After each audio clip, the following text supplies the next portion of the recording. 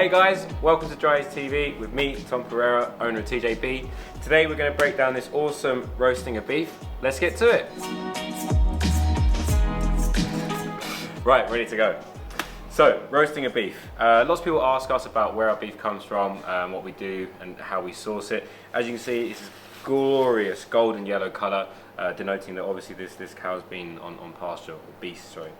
Roasting of beef, so we've got rib on one end, we've got our loin section, or here we've got our wing rib, then we've got our kind of T-boney section, and then we've got our rump on the end.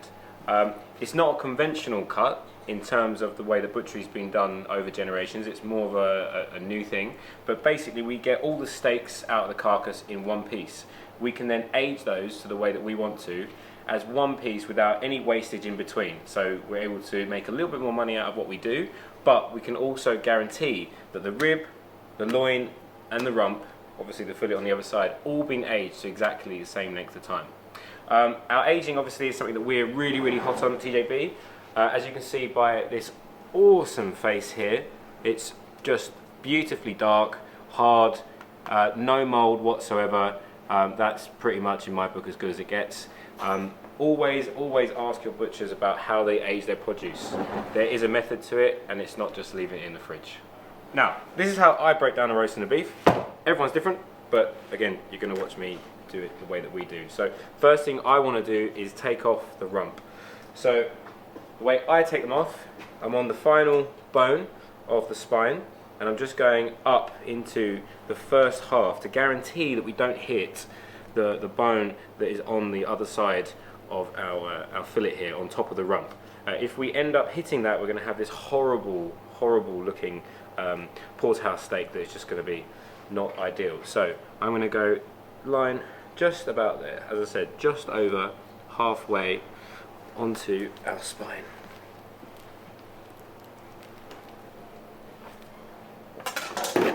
Next thing to do, obviously, get your saw out and just saw straight through.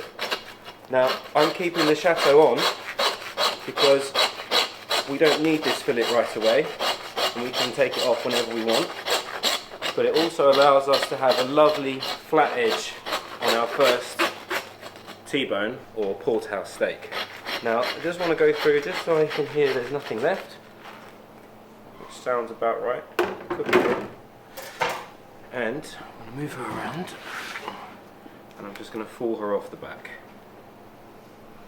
Now, there might be a little bit more to do. It seems pretty clear to me. So I'm going to go with dagger grip because that's just how I like to do things. And we're going straight through that calf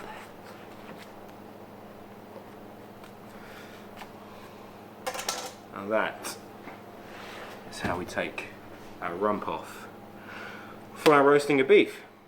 Now obviously you could take this area, the Chateaubriand end, out before you took it off if you wanted to, but as I said, we're going to keep this in one piece so we can age that a little bit further, and it makes no sense for me to take it out right away.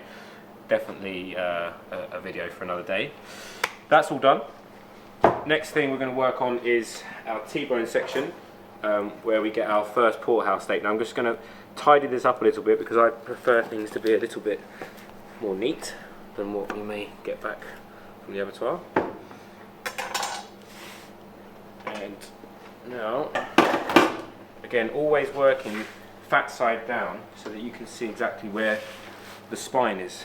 It's nearly impossible if you're looking at the fat side to gauge where you want to take things off from. So we don't need to make an incision because we're taking this piece of fillet off here, which is so far down there's not really much left.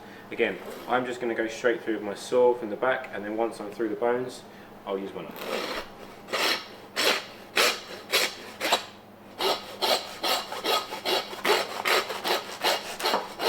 The key really is to not try and go all the way through, because you don't want to put a saw blade through, you know, arguably the best piece on the cow.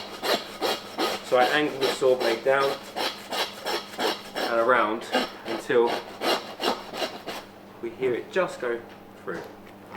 And that sounds about right to me. I'd rather not go too far and be able to go again than to go too far and have a saw blade sticking straight into our sirloin steak. Again, I just go through the dagger grip because I find it the most comfortable. If you want to use another grip, by all means, you do you. And there we are, our T-bone section in one piece of our roasting of beef. Now this does need a little bit more work to it in terms of actually getting it ready. I would probably take that little wedge of fat out there because this is quite a big boy. And we'd probably keep working round, obviously take a little nugget out here.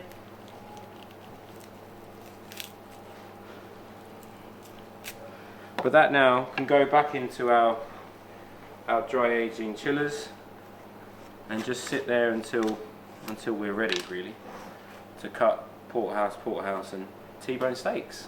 So last but not least, we're going to take our fore-rib away from our wing rib. So this, technically is the prime rib section. You have 3 bones on your wing rib, and then you've got a 5-bone fore-rib. I know it sounds like you should have 4 bones on a fore-rib, but it's F-O-R-E, not F-O-U-R. So again, lay it on the fat side. I find the most easy. 1, 2, 3. We're going to go straight in there. The bones are a little bit jagged. If it wasn't, we could probably go in with our knife on the other side. But again, I just find it a little bit safer and straighter to use your saw first when there's a slight slant on the bones. It was literally just cooking the back of that 5th bone.